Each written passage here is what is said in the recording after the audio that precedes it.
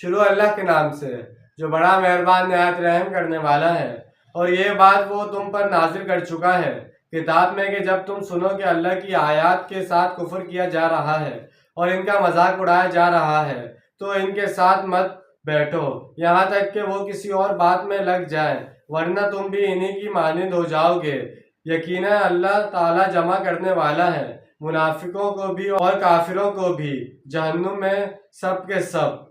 یہ سورہ ال عمران کی آیت کا حوالہ ہے جس میں مسلمانوں کو حکم دیا گیا تھا کہ جب تمہارے سامنے کافر لوگ اللہ کی آیت کا استہزاء کر رہے ہوں، قرآن کا مذاق اڑا رہے ہوں تو تم وہاں بیٹھو نہیں، وہاں سے اٹھ جاؤ۔ یہ مکی آیت ہے چونکہ اس وقت مسلمانوں میں اتنا زور نہیں تھا کہ کفار کو ایسی حرکتوں سے زبردستی منع کر سکتے، اس لیے ان کو بتایا گیا کہ ایسی محفلوں میں تم لوگ مت بیٹھو۔ اگر کسی محفل میں ایسی کوئی بات ہو جائے تو